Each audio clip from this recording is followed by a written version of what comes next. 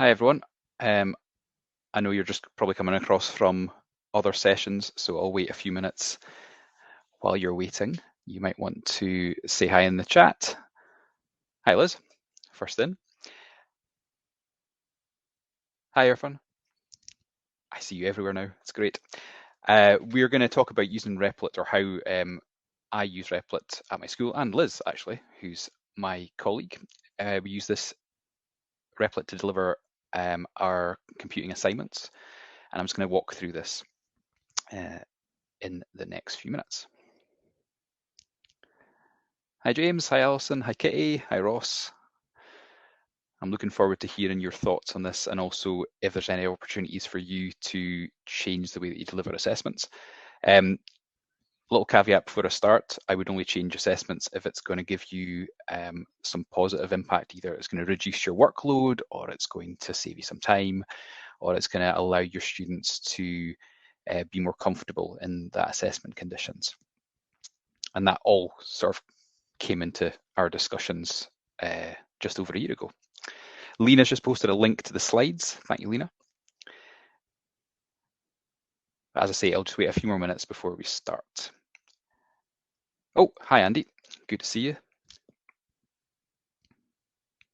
I'm fanboying here over who's in the chat today.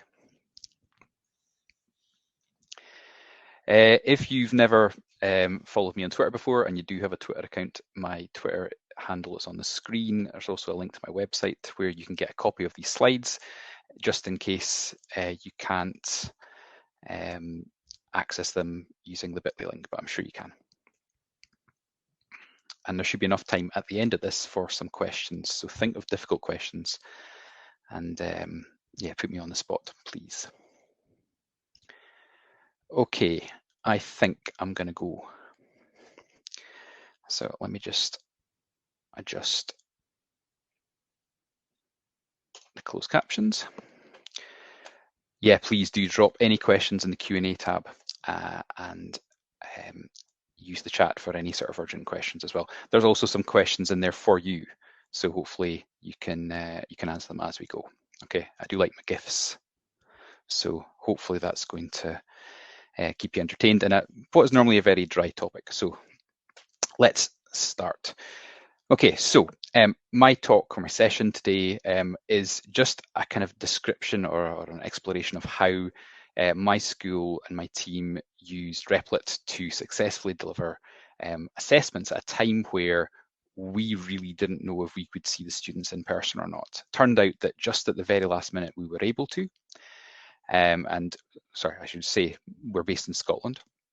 And so this is an exploration of this, and how it might help you in your school if you find yourself in a similar predicament, or if you want to try and move your assessment forward into the 21st century. Yes, I'm sorry, I am Scottish. You might want to turn on the closed captions at the bottom. Okay, so quick intro. So my name's Ian, obviously, and I started coding in 1983. It's coming up for 40 years of coding. You can see the first program I ever wrote on the right-hand side there, and this taught me to read and write, to be honest. It ties in nicely to what Mike was saying in his previous session. You know, literacy and storytelling is super important in teaching, but actually it plays a massive part in coding as well. And my dad brought home a ZX Spectrum when I was 4.5, 5 years old. I don't think he was allowed to buy that Spectrum. I think it caused a little bit of grief in the house, to be honest. But I fell in love, and I'm afraid it's all his fault. So I was hooked from the moment that I could enter programs like this, and I very quickly started just going through those old programming books where it was like almost like the turn a page adventures, turn to page 43, and so on, and quickly kind of moved on to some more complex coding. Not too complex, but it led me down the path of university computing science degree, and then 6 years as a software development or software engineer, in software development for a couple of oil and gas companies, and something that was related to Microsoft very briefly. And then I moved into teaching, where I've been teaching for 17 years now. And it's starting to show, I'm afraid. And I've taught a mixture of upper primary, middle school, and high school. and in Scotland and a little bit in England and also a little bit internationally. My current status is that I'm teacher community moderator at Replit, which is fantastic. I'm also a new host of the CS Teach UK podcast. Episode 2 is coming out soon, promise. And I'm currently faculty head of ICT at Portlethen Academy in the northeast of Scotland. Now, think back, but don't think too hard, please, to January 2021. So in January 2021, we were all, for some reason, remotely teaching. Programming for us was delivered using Replit. We had an inkling this would happen after the first lockdown. So we prepared our students with Google Classroom. We got them used to using that in the school. We got them used to using Replit, although we were using Replit prior to COVID. But we kind of embedded this digital learning very early on in the sort of the first term of school. And so when we needed it, we moved straight to remote teaching using the combination of those three things. And it worked really well because we were able to jump on a call, much like we're doing tonight or this morning, wherever you are. But then I could assign students some problems to solve in Replit. The students would share their Replit links to me, and I could jump in and I could be multiplayer, give them some advice. I could show one of their Replits on the screen. Everyone could learn. We could do some group programming, despite the fact that we were separated by many miles. And the other opportunity was that Google Meet allowed us to record these sessions. So if some of the students had switched to night mode, which a lot of them did, they could still participate and learn by watching the videos later on. And it worked really well. I mean, surprisingly well. But the longer the second lockdown for us went on, the more nervous I was becoming as faculty head, because we needed a way of gathering that assessment data so that we could basically grade our students, because in our exam board, the SQA decided that the teachers would assign the grades, which is fantastic, but it's a huge amount of pressure to get it right and to make it fair, and to make it as minimal amount of stress for our students. Okay, so I remember having quite a lot of conversations, so sincere apologies if I've missed your name out from this, but I had a lot of chat with Mark. So Mark's a good friend of mine. He's head of computing science at Robert Gordon's College in Aberdeen. Greg Reid, who works for the SQA. Greg was super useful in discussing these things back in February 2021. Liz, who I work with, who's in the session just now. Liz, you know what's happening here, so thank you for giving up some time to listen to it again. And there was lots of other people involved through Computing Science Scotland, which is a fantastic little sort of grassroots group for improving computing science education in Scotland. But I'm sure I spoke to other people as well, but I've forgotten. But we needed something that was reliable, that wasn't going to crash, that was accessible to all our students on multiple device types, that had a really easy learning curve. So ideally something that they had already used prior to lockdown, because supporting something new remotely was going to be tricky. I wanted something with version history, and I'll explain why in a second. And I wanted something that can be observed in real time. So Replit wasn't instantly the answer here, but I wanted to sort of write down and discuss all the things that we thought that we needed. Okay, and there was some specific criteria that the SQA want us to, as teachers, to adhere to. Okay, so you got to supervise the students. At this point, I was thinking, well, this was a really kind of obscure one. We were looking at vacant buildings in the local area and thinking, could we possibly rent it and separate the students out and use laptops?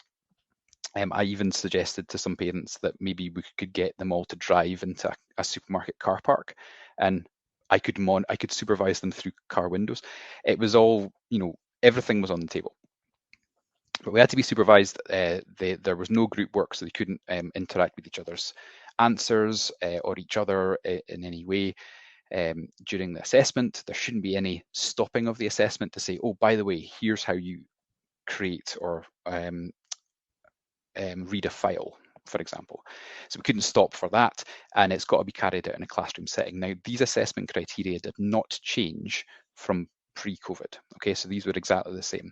I'm just putting in little quotes and things in there, but I won't read them all out. But just to kind of show that we had to be as professional as possible, and despite the fact that we were in an unknown situation with an inequitable computing setup, we still had to meet these standards. Now, the SQA were helpful. Certainly, Greg was super helpful in talking these things through, but we still had to get the students as much as possible through normal assessments. So, take from that what you will. I'm just looking at the chats very, very quickly. So Ross, absolutely, yeah.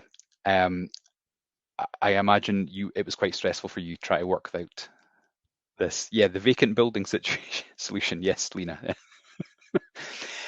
Sorry, moving back to my talk very quickly. So a lot of stuff on this page. Essentially, there's two important things. One is that it's an open book assessment.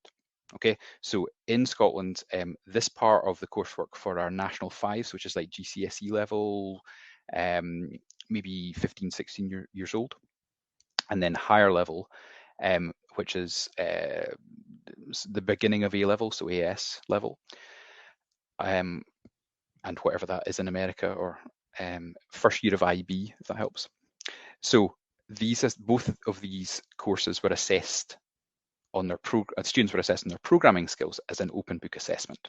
Okay, so they were allowed to access anything they used throughout the year, so programming manuals or textbooks or anything they had made. So the fact that we used Replit put them in a brilliant situation because they could load up old Replits that they had created, and as you can see here, these could be online resources. So at this point, Replit's fitting the bill. There's still other things in there. There's other ways that we could do this. The second thing that's important on this slide is that the professional responsibility to make every effort to meet the assessment conditions. Okay, so despite the fact we're in that unknown situation, we had to try and meet those assessment conditions as much as possible. And that's maybe my excuse for maybe a bit of overkill here.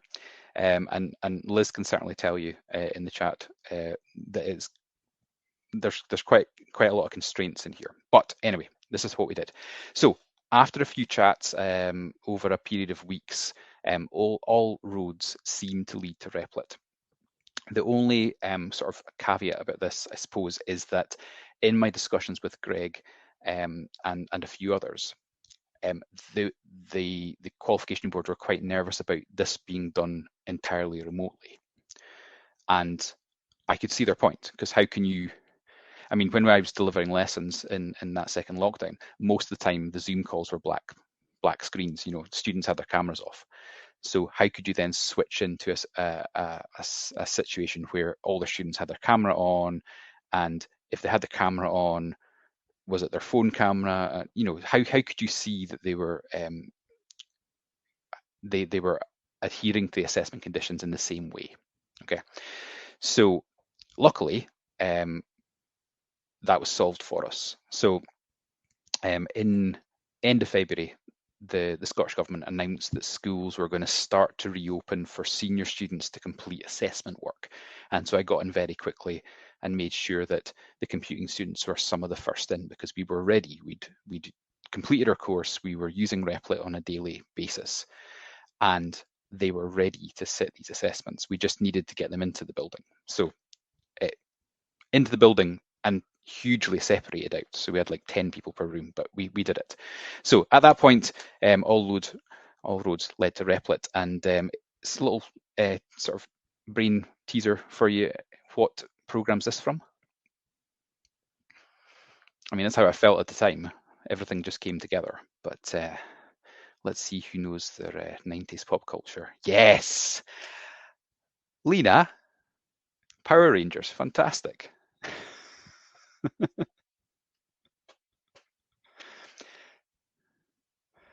Brilliant.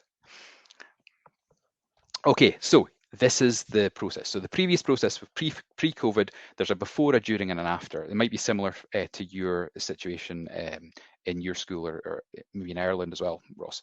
So we obviously, before the assessment, we have to make sure that the students are in as much of an exam as possible, or an exam situation as possible. So we had to set up exam accounts for each student. Now, this is true of a lot of other courses where there's practical elements. Certainly when I taught abroad, we delivered the GCSE ICT course, and it was a 3-hour exam. The students had to have special exam accounts set up for that as well.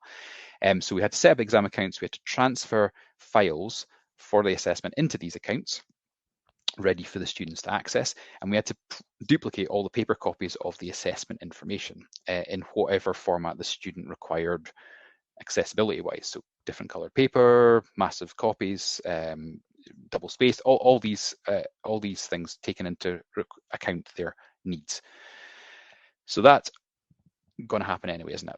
During the assessment, so while the students are working on their practical programming, we give them access to the exam account. So we have the bit of paper with the password on it. We give them the folder with their paper copies of the assessment. We stand over them, we watch them to make sure that the assessment conditions are met in class.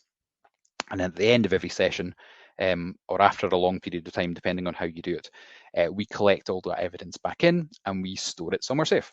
Okay, that's what the SQA want us to do. Now, in Scotland, both the National 5 and the Highers get about 8 hours, roughly, of time to work on their assignment. And some schools deliver that across one day, or mostly one day, maybe 1.5 days. Personally, we always just stuck to the class times. So we ran it over the period of 2 weeks, give or take, with some additional time for students who require it, and also for students who were off sick. So we had to kind of factor that in. We were able to, because of the way that the reintegration of students into schools worked in March 2021, we were able to have entire mornings. So we were able to get through the coursework in a much shorter period of time. I think it was 3 sessions. I might be slightly wrong with that, but I think it was 3 sessions. After each assessment period, we lock the exam accounts, i.e. we take away the password from them. The good thing about school exam accounts is that students don't tend to be able to log in from outside the school network. So it doesn't matter if they remember the passwords. They can't get into the school network if they can't get into the school. So we lock the exam accounts, and we do have ability to check when they were logging in and out to make sure that there wasn't any malpractice. Also, it's important just to quickly cross-moderate work, not mark it, but just look at it and make sure that the assessment conditions were met. So, for example, students weren't putting in copies of other students' work, making sure that they have their names on it, for example, is a pretty good thing. And after all the assessment's been done, the students sign a little sheet to say that they haven't plagiarized or anything like that, and we send it off to the exam board, and the exam board externally marks it, which is lovely. Okay, so that's the previous one. The new process just changed very slightly. So look at this. So this year, we set up the exam accounts for each student, but the previous year, because we were just going back into school, we didn't. And the reason for that was because students hadn't actually used their school accounts for 3 months. So there was nothing on there that could have been any use for them. There's also another sort of issue there in that it's an open book assessment. So having students not have access to their own accounts kind of makes no sense. Anyway, there's a reason for exam accounts, and that's for accountability. So if we need to, we can go back and we can look up, when they access a certain website, when they logged in, where they logged in, stuff like that. So there's a point to them, but they're not really required for this. Additional things, we had to collect the Replit usernames of each student, and then the teacher had to set up forked copies of a REPL, which contains the assessment files. In Scotland, there was 3 parts to task 1, and there was 2 parts to task 2, I think. So you've got quite a lot of different REPLs for each student. During the assessment, the students come in, they log in to their exam accounts or their normal accounts, depending on how we've set it up, and they click on the link in Google Classroom. When they click on the link, it takes them to the REPL that the teacher owns, and if they don't have access to it, it comes up with a 404 error. So we were using the hacker plan and private REPLs for this. So if we hadn't given the students access to the REPL, it came up with a 404 error. And only when we invited them to join that REPL by adding their username did it suddenly become accessible to them. And that was brilliant because we could look at the room and we could see a sea of 404 errors until we added those student usernames. Now, we got faster at it. I think it maybe took us maybe 5 or 6 minutes to get all the students logged in. And we just did it on, when the students came in, we got them in very quickly. We usually had first year we did it in March 2021, we had a maximum of 12 students in each room. So it didn't take any time at all. This year we were back to full sizes. I think we had 28 at one point in one room. That took about 6 or 7 minutes on a good day. It actually took longer to remove access at the end. The additional thing that happens during the assessments is that although we're monitoring students, making sure they're meeting that assessment conditions by walking around the classroom or by observing their screen from a distance, we can also jump into the REPL. It's our REPL. So we can load up a student REPL or a REPL that's being edited by a student and actually watch them work in real time. This was brilliant to do. And sometimes I would have 2 or 3 students on the screen so I could monitor them as the assessment was progressing to make sure that they weren't just suddenly pasting a large chunk of code into it. Because the risk is with open book assessments, they find something online, they go, that pretty much answers it, and they post it in there. And the last new thing that we're adding to our process is the removing the student access from their REPL copy after each assessment session. That's super important. If you don't do that, then the student has the ability to go in from home or outside of school and think about it or edit their code or get some help from someone. So we had to remove access from the REPL copy. So we're adding to the assessment conditions. We're not making it less secure. We're actually making it more rigorous, I would argue. Okay, and it's a bit like this. So easy one for you. First person to name the program, film, and then I'll answer some questions. Renaud, Iron Man. Yes, well done. First one or second one? I think it's the first one. Fantastic. People know your films. Okay, I've got a question from James. So were the student REPL accounts created by you for the assessment or were they own regular accounts? So we got students to create their own regular accounts at the start of the school year. So they use their, in Scotland, we've got something called Glow, which is a sort of Scottish intranet, and they each have their own login for that. So we made the accounts linked to their Glow account, so it's kind of school related. And then they shared their Replit username with us. I'll show you how that worked in just a second. Hope that helps, James. Oh, and Liz has answered that already. Okay, so back to this. So this is how we set it up, and I'll speed up slightly because I've talked a little bit too much. So using HackerPlan, basically I made a spreadsheet from hell. So you can see a bit of it there. That's an example of this year's higher setup. We've got different parts. We hid some parts when they were completed. There's check boxes, as you can see, kind of in the middle there. So we had the REPL username on the left-hand side in column A, and then we put the links to the REPLs related to the part of the assignment they were completing. Okay, and we did this in a spreadsheet for quick access. So you could just click on the link on each one of the spreadsheets, open up all those as separate tabs, and then copy and paste the REPL username from the left-hand side. Okay, so that kind of developed over the last 2 years. I said before, students log into their exam account and then to Google Classroom. They get that 404 error at first. Teacher adds a student username to the REPL to invite them to it, and then they can access it. And then the last thing, I didn't say this, once we remove the student from the REPL at the end of the session, they should be able to refresh the page and see that 404 error again. And as the assessment went on, Liz and I became much more confident that, removing that student's access would definitely work. So, we didn't, sometimes we just said, right, okay, log out now, and we will, excuse me, log out now, and we didn't have to see that 404 error, because we knew that we could remove it, and as long as we didn't see it, it was okay. The best bit about Replit is the moderation. So because the teacher owned that Replit, we can jump into it at any time using multiplayer. We also were able to look at students' printed evidence as it went on, which we would do anyway.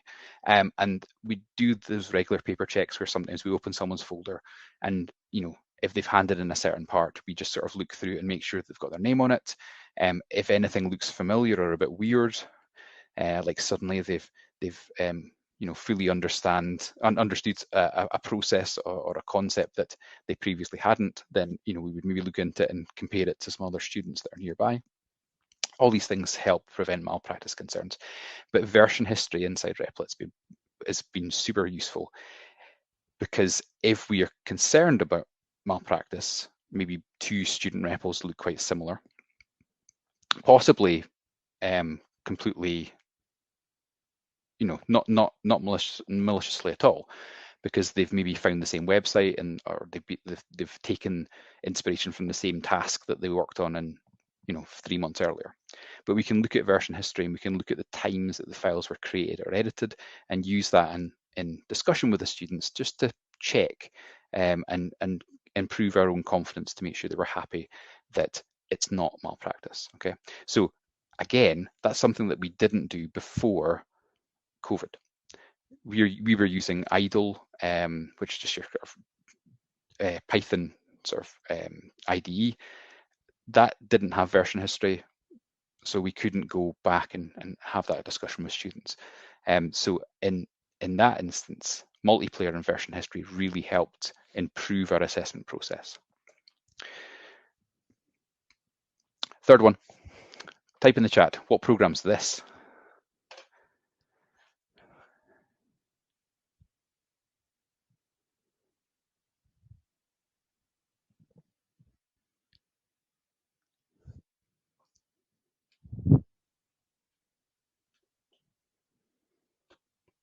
Oh, Amy, fantastic. I thought I'd stump everyone with that.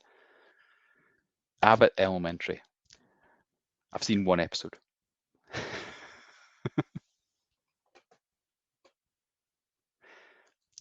So it's not perfect, okay?